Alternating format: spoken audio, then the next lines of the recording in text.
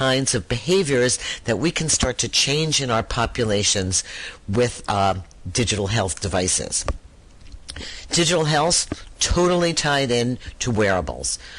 We've talked about wearables over the years. We've talked about as devices shrink in size, as the miniaturization happens and you wear them closer to your body, they are less obtrusive. You don't have to sit down at a laptop to do something.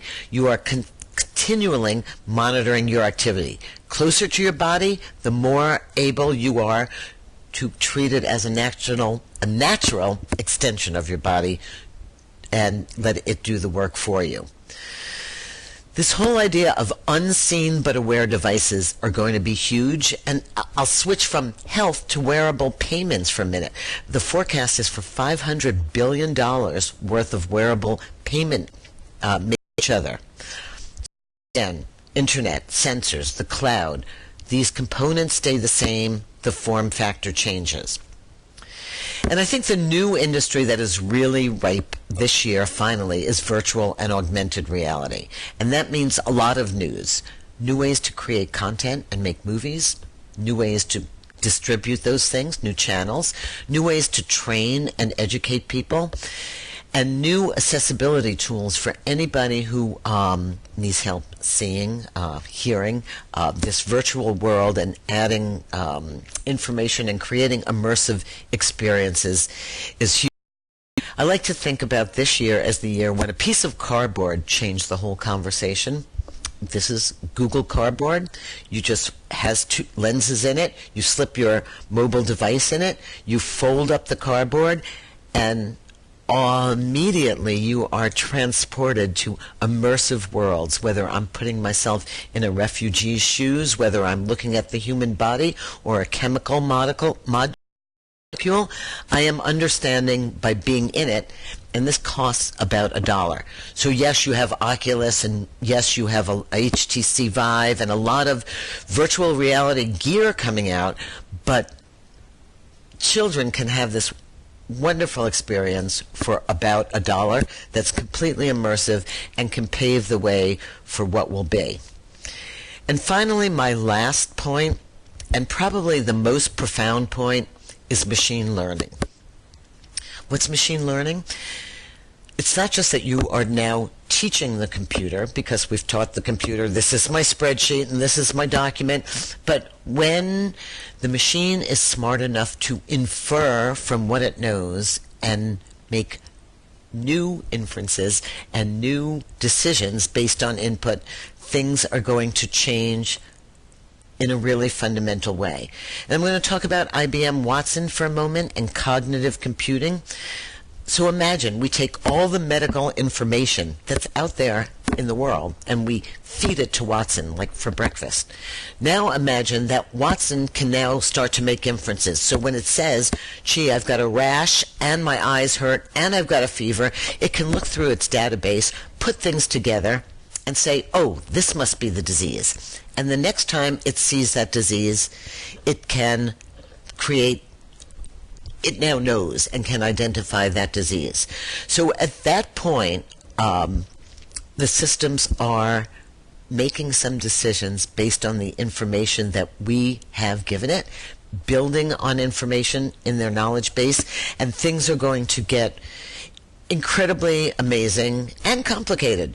In every business of yours, we have data that sits there. It's not just digital health data, it's data about what you sell, what you do.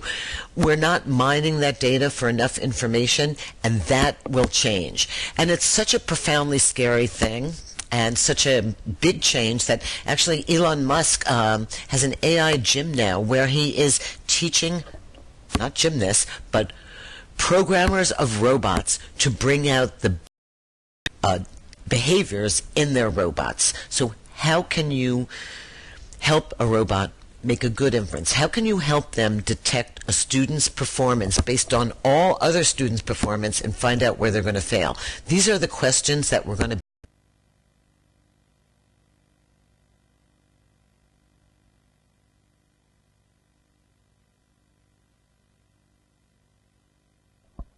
Hello. I think we get the gist of the matter. But there's an expert here actually on artificial intelligence. I would invite him up shortly, so you can, if you have any questions concerning Robin's presentation, you can ask. However, I do have her email address here as well, and you can take it down. You can ask her directly, but here as well, here and now, we could ask our own Digital Africa chairman, who himself is an AI guru. Please put your hands together for Dr. Waherem as he comes up. So Robin's email address is robin@robinraskin.com. The password is Digital Africa. Okay, so let me take that again. Robin, as in ROBIN, at Robin Raskin, ROBINRASKIN.com. So you can direct your questions to that email address, and she'll be sure to respond. Before we take the questions, I'll just invite Andy Chen. We heard him on day one. He will come up and tell us a bit about Power Africa for 5 minutes. So please hold your questions and bring them on as soon as he's done. Put your hands together for him. Don't stop clapping until he gets here.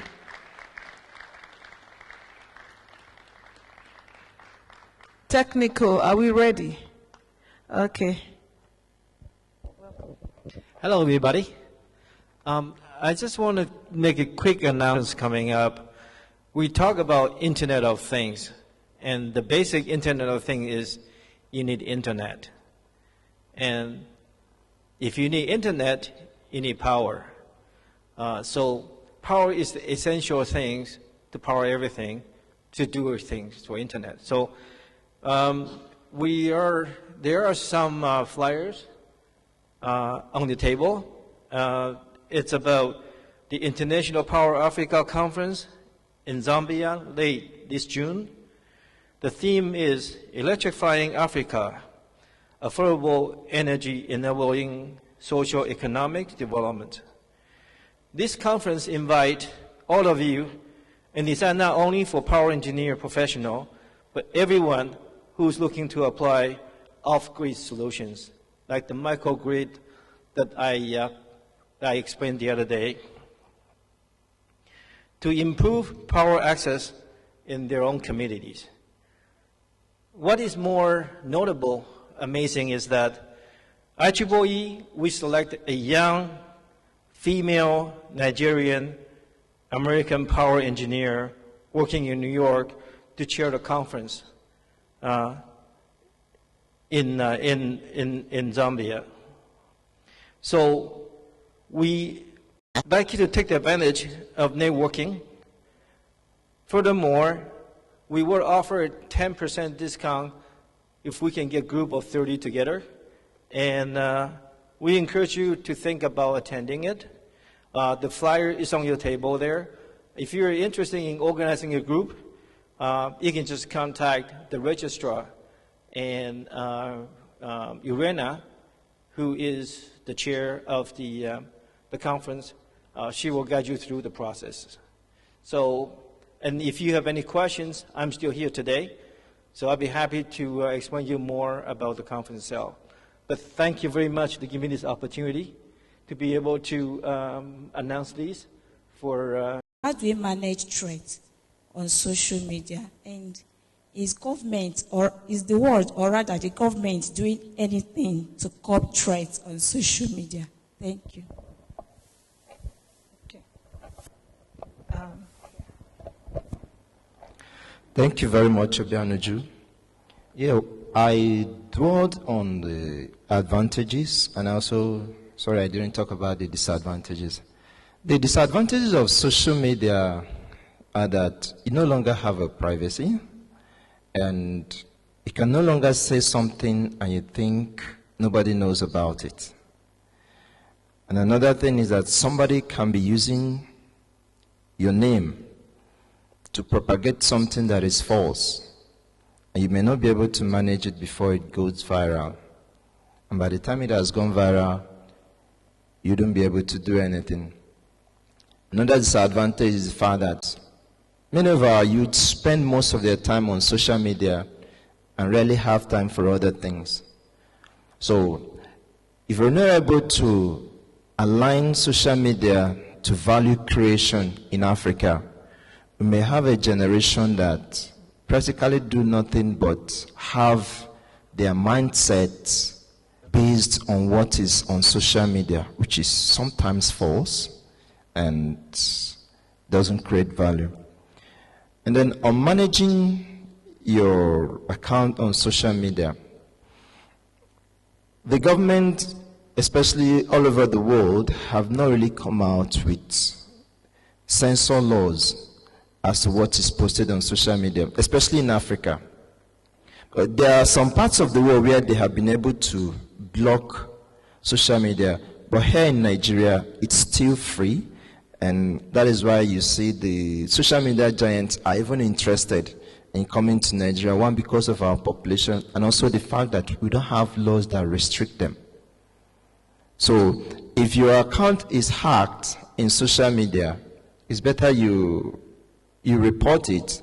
And they have centers in Nigeria where they investigate such things, and they either delete their account or they found out how it was hacked and they can restore it back. A number of us have had such experiences where you just see your account is in a group and a lot of posts are coming in.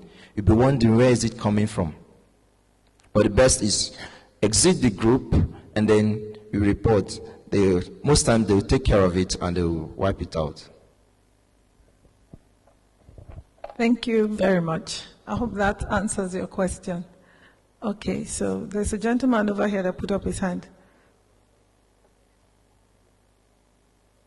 I wanted to take him last. Like letting the big masquerade come out last.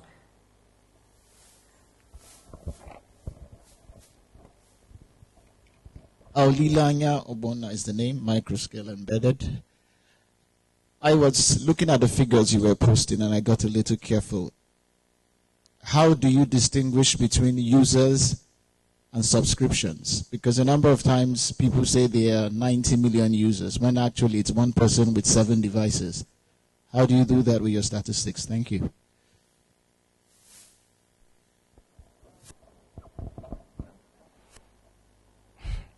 You said the difference between users and subscriptions. You see, the figures are obtained from credible sources, and those users are different from the posts.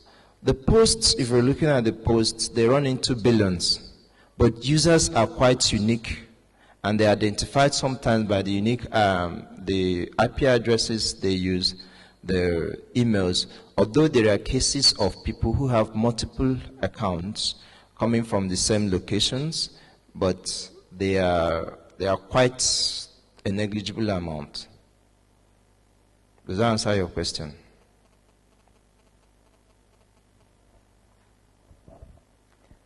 You know, we have one-on-one sessions designed to tackle some of those issues that or questions that we may not be able to answer openly, so you can see him later. So you can give the mic to Mr. Steve. Great, thank you. I'm Stephen Eberaki, and Robin's presentation really integrated all the different kinds of domain disruption that's happening. Disruption meaning change is so profound that it's going to impact society and the world going forward. But I see so much alignment also with Dr. Evans Waharam's sort of message about Digital Africa. So can you outline maybe just quickly your vision for Digital Africa and how you see that aligning with Robin and her message about leapfrogging and maybe taking advantage of all of these domain changes that are occurring, and the fact that really Africa is in a unique position because they can leapfrog? Doc. Thanks very much, Steve. First of all, I'd like to apologize on behalf of Robin Raskin. for not being able to make it here in person. Robin is a very good friend of Digital Africa. She's been with us in most of our previous outings. She would have loved to be here also with us this time around, but for the fact that something came up, and as a result of that, she decided to send us a video instead.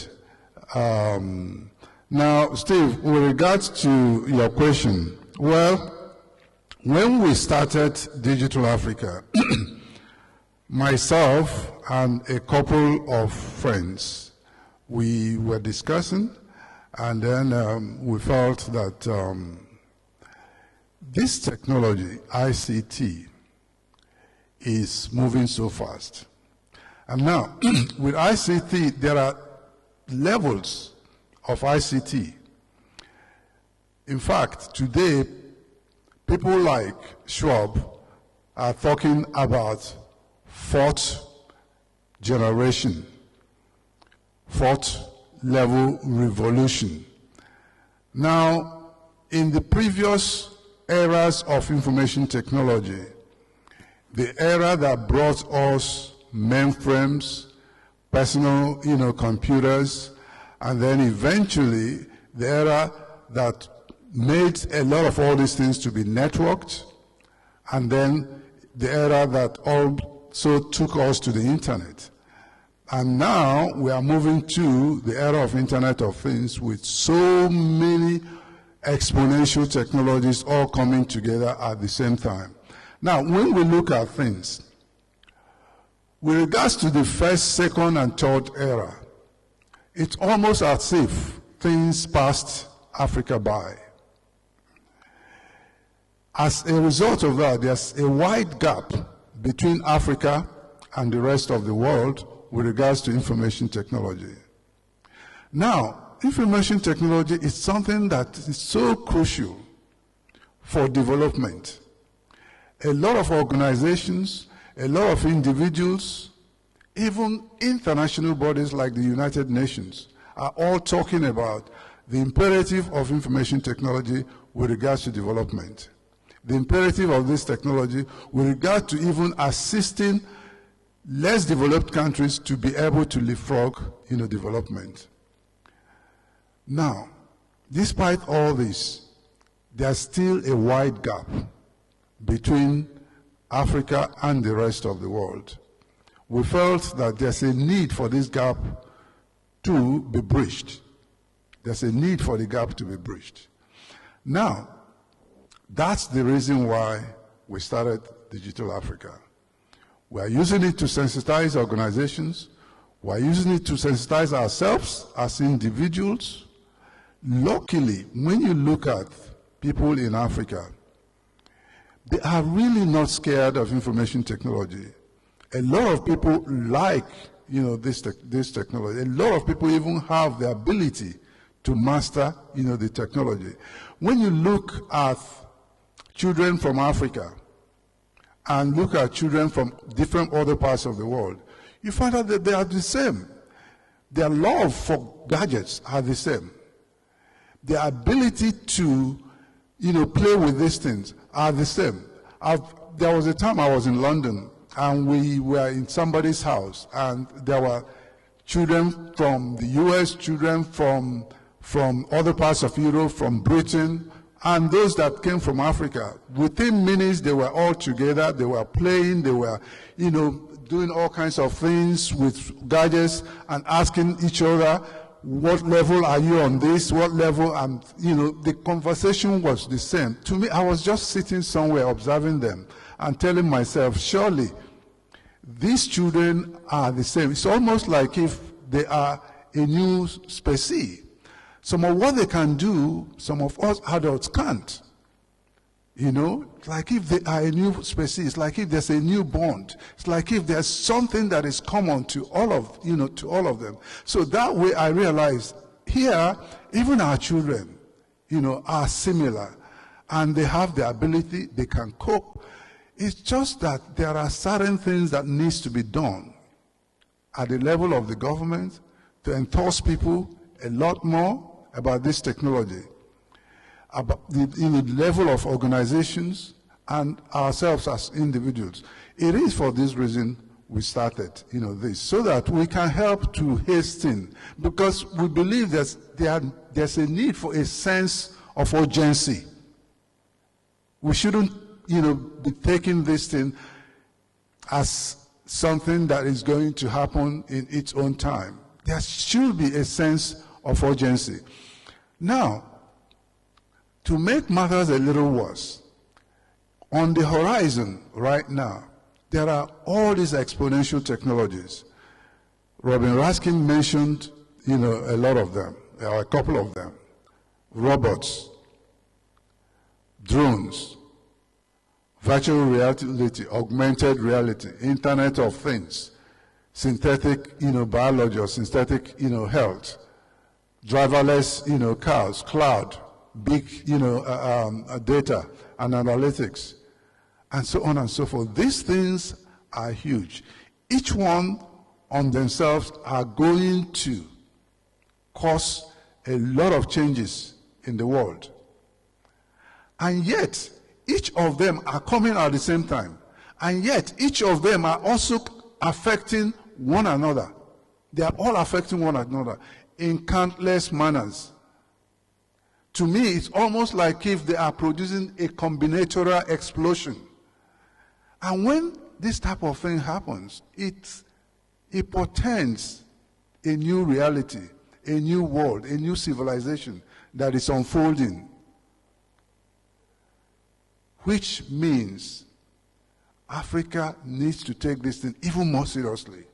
Which means there is supposed to be a greater sense of urgency on the part of the whole of Africa with regards, to what is happening to, to the world, where the world is going. Because it's like if a new civilization is being born. Africa was left behind when the first industrial revolution started. Was left behind the second and third. This time round, we shouldn't be left behind. Luckily, as everybody also is saying, as Robin also pointed out, it provides us a unique opportunity to leapfrog. We don't have to pass through all the stages that most of the other parts of the world had to pass through, because we don't even have some of the legacy. Take, for example, telecommunications. We don't have most of the legacy copper, wires that a lot of the developed parts of the world, have. So what that means is that we can, from where we are now, step on and start building, things based on these digital systems that are amidst us today.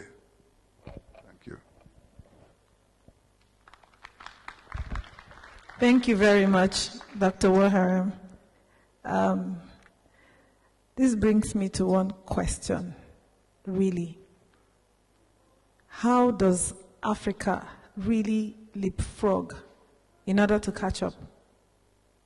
We heard yesterday about the government being aloof, not necessarily doing as much as needs to be done to be able to create the enabling environment to that would permit the thriving and growth of the sector. So what do we do concerning education? Many of us know that education is more theoretical here than it is practical. That needs to change.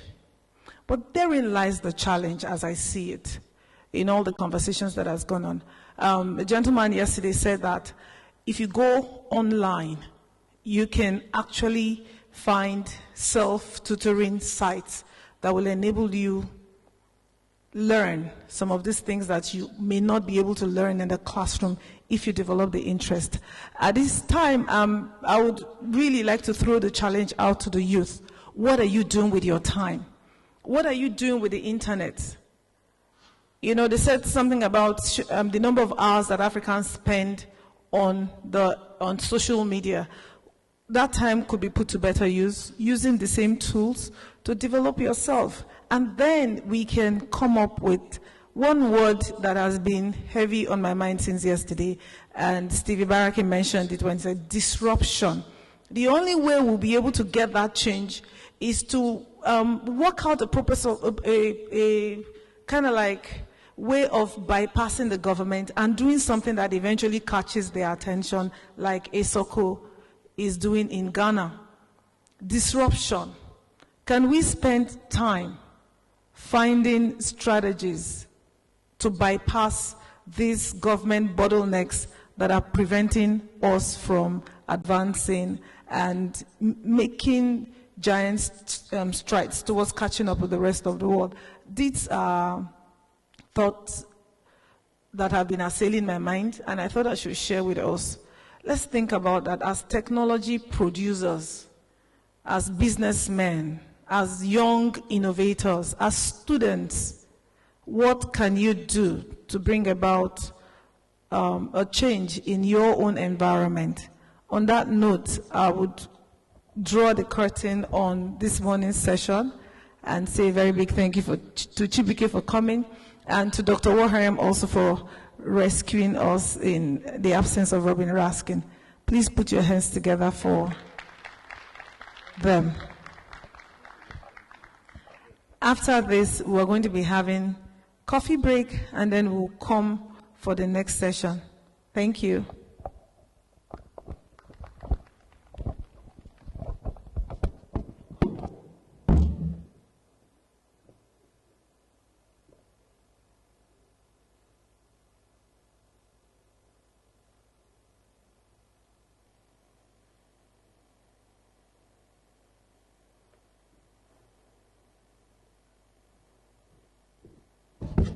Are we good for coffee?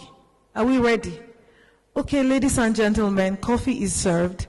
Please have fun, but it is just for 10 minutes.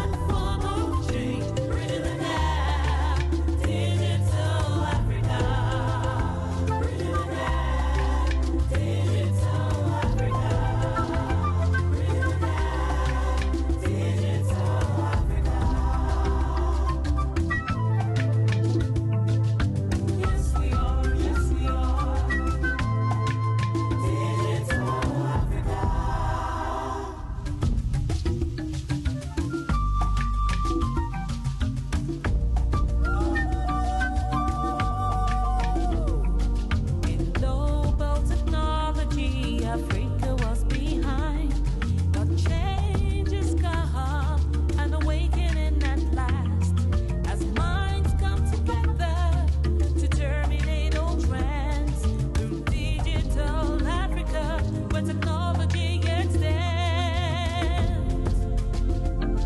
Right now, Africa is rising. From passive using of technology to technology producers. Digital Africa, the platform of change, bridging the gap. Digital Africa.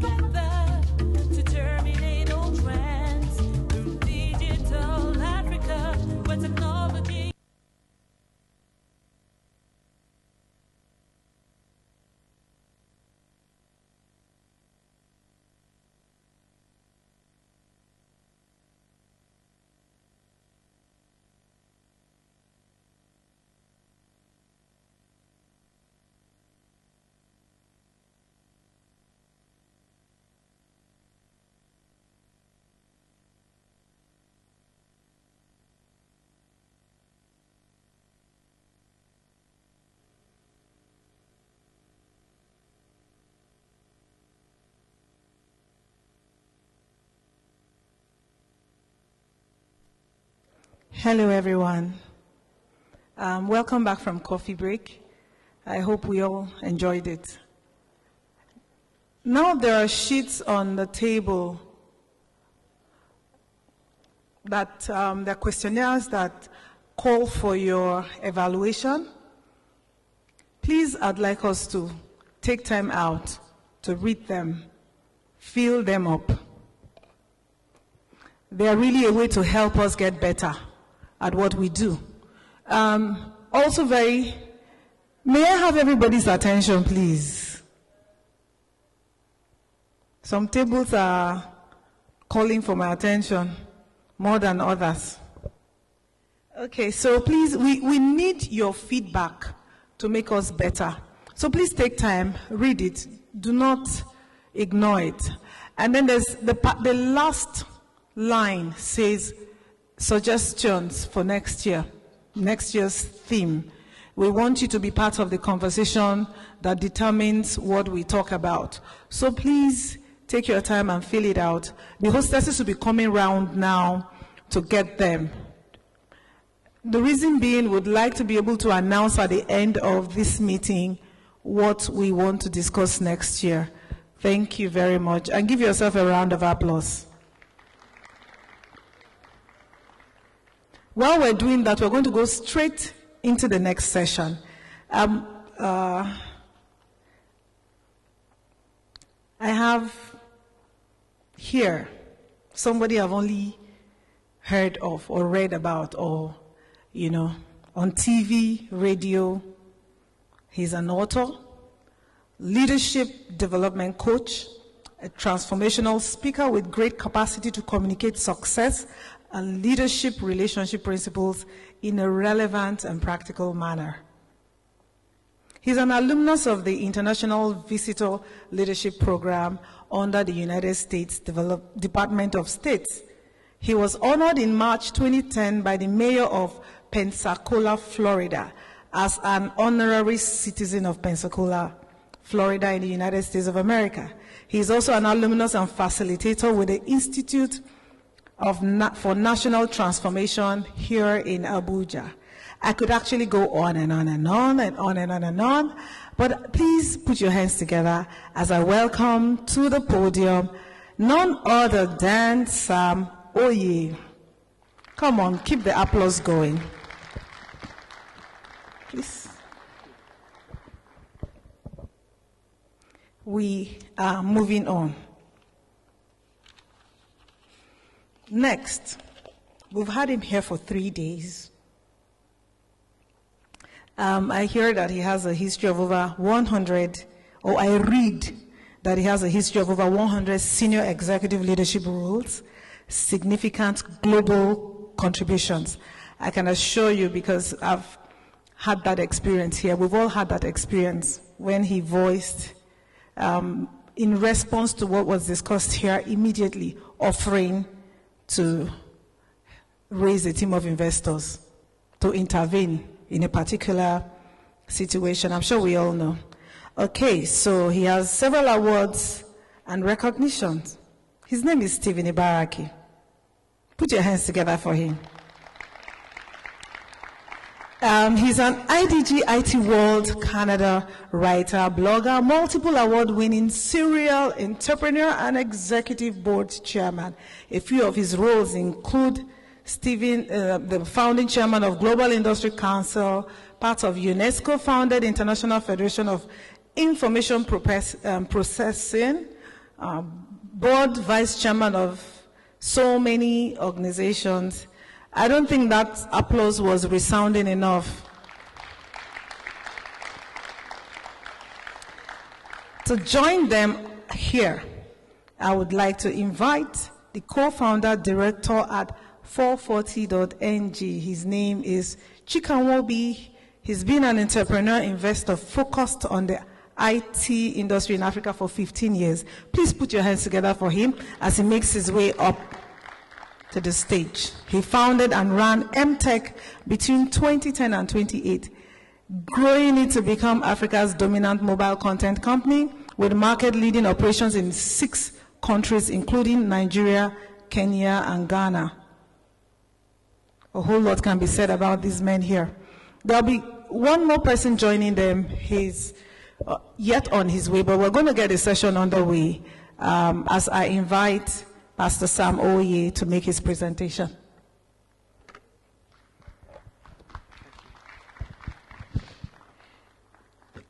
Well, I want to stand on existing protocols and extend my special regards to us all. I think it's almost midday, and I know you've all had a wonderful day so far. I just want to look at what is tagged as IOE and religion. And when we talk about IOE, I'm going to tell you what that is. I'm sure by now you should know so much about IOE and IoT. We'll be talking about that shortly after this video that will introduce my discourse.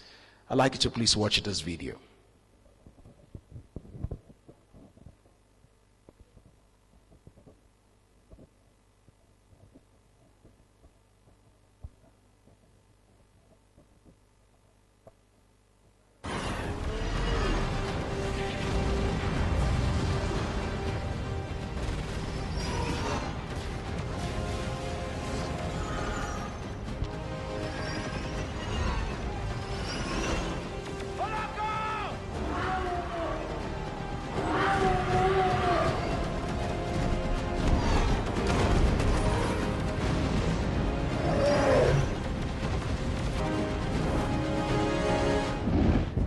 See the codex? It's just beneath the central hub, sir.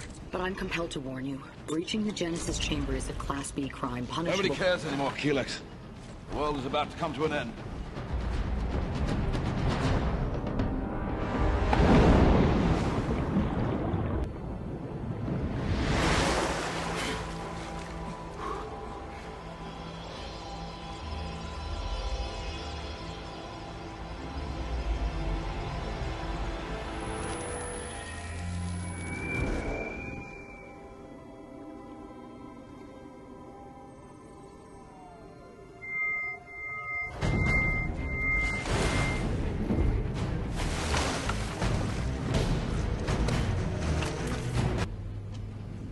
I know you stole the Codex, Jor-El. Surrender it, and I'll let you live. This is a second chance for all of Krypton, not just the bloodlines you deem worthy. What have you done? We've had a child, Zod.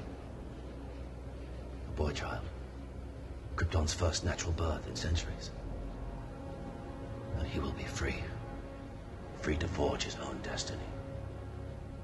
Heresy! Destroy it!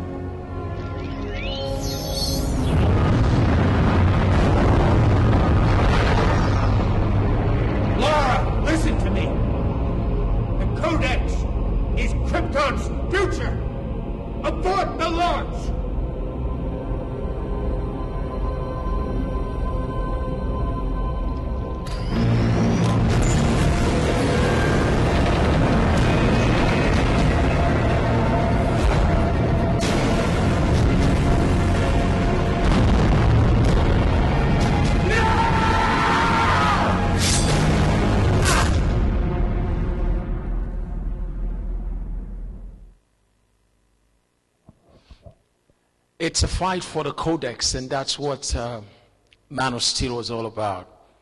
And I'm sure some of us have been able to watch that movie, fantastic movie. I will always go back to this movie and just bring out basic principles for life. The case in question has to do with a man called General Zod, who was so interested in something called Codex, which belongs to Krypton. At this point in time, Krypton was about imploding, and so General Zod thought of it that it might be wise for him to steal what is called the codex and use that to wipe out humanity and then extend Krypton on Earth. However, there was another man by the name Joel who was killed at last. Joel thought about it that, hey, why kill the whole of human race just because we want to extend our own nation or kingdom or kindred or whatever it is to the planet called Earth? So Joel thought about it that, look, listen, why don't I take my little son and take the codex and put the codex in my son, because I can trust, take note now, I can trust the character of my son, because power in the hands of a man who lacks character can be destructive. So he thought of it well that he will put the codex in his son and send his son, which was what you saw Laura did. She launched her own son, her only son. She launched him into the planet called Earth. And that turned out to be eventually what everybody today calls the Superman. Now, the mission of the Superman was to ensure that he uses the codex which General Zod would like to have to destroy humanity with. Superman's mission was to use the codex to save humanity. I've said all of that to say one thing. Metaphorically speaking today, the codex can be likened to the internet. And let me let you know, whether you are aware of it or not, there are General Zords who are out for the same thing that you also want to have access to. The question is, who will control this thing called the codex? Better put, who will control the airwaves? Who will control the internet? Who will have a dominant rule over the internet? The reality is, if the Zords of this world have access to the internet and have major influence on and in and through the internet, then some of the things that we're beginning to notice today are the challenges that we're going to be having. The question is, how is IoT impacting on religion? In fact, I like one of the version of it which says IoT and holiness. And I was like, that's really serious. But the question is, how is the internet impacting on religion? How is the internet impacting on our beliefs, particularly here in Africa? The story is not different. Everywhere I travel to around the world, whether it's in the United States, England, everywhere we go to, we just find a major change going on in communities as a result of the influx of the internet. A wonderful thing to have, and yet at the same time it matters who is in control of the codex. Let me at this time perhaps refresh your memory, because I know this conference has been on since yesterday. So you may perhaps be used to words like IoT. So what is IoT? Simply put, it is a networking of physical objects. The networking of physical objects includes devices, it includes buildings, it includes vehicles, it includes items which have embedded in them electronics, softwares. It has also embedded in them sensors and networking connectivity for the purpose of receiving data and also making exchange of data. That is basically what IoT is all about, what we call the Internet of Things. The Internet of Things is a little bit different from the Internet of Everything, on the ground that the Internet of Everything, like Cisco puts it, Cisco defines the Internet of Everything, which is IOE. Cisco defines it this way.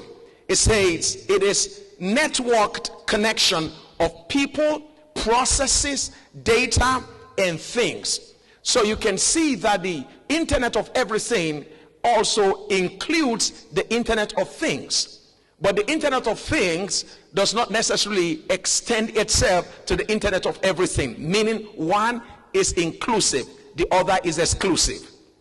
Once you get people on board, then you're dealing with the Internet of Everything, how that connectivity affects us all. The question is, what is the benefit of the Internet of Everything, which is our concern today? And I honestly want to make it as brief as possible because of the limited time that I have. What is the benefit of the Internet of Everything? The first thing I want to state here, out of the two that I will just mention for the purpose of this discourse, the first benefit of the Internet of Everything is the fact that it creates what we call a compound impact by doing the following: connecting people, processes, like we said before, data and things. And the value of this increased connectedness is what we observe in everything that we see online. Now go on to the second benefit that you get from the Internet of Everything, and that has to do with the fact that it creates what we call unprecedented opportunities. It creates unprecedented opportunities for organizations, for nations, for individuals, for communities, for countries. Frederick might have to withdraw his words back, because indeed God is not dead, for we see my life on the pages of the internet. Now the issue is this: the internet is now what we call basically the religious town square of the 21st century. The internet is the religious town square of the 21st century. We are Africans, and let me be more specific, we are Nigerians for some of us here. And one of the things that you all know is that in our growing up days, we used to have in each of our villages a particular place where we all gather in the end of the day, where we make decisions, where we get information, where we have interaction, where we connect, where we share pain, where we share the future, where we discuss the past. It seems to me now that although some of our town squares are fast disappearing in most of the villages, it seems the new convergent point is now on the internet. So it seems the internet is now becoming the 21st century religious town square, where we make decisions, where we make inquiries, where we get information, where we sometimes even consult the past, where we sometimes try to figure out what the future will look like. It is therefore made by Global Attitude Survey, which was research was conducted by Pew Research Center, and it was to consider what we call global attitude. And what they figured out in 2014 was that a median of 42% of the people interviewed across 32 countries see the internet as a bad influence on morality. This same research did confirm that the internet has a great benefit when it comes to education, but the same research did indicate that it has a very, very bad influence on morals, particularly 42% of the people who were researched over those 32 different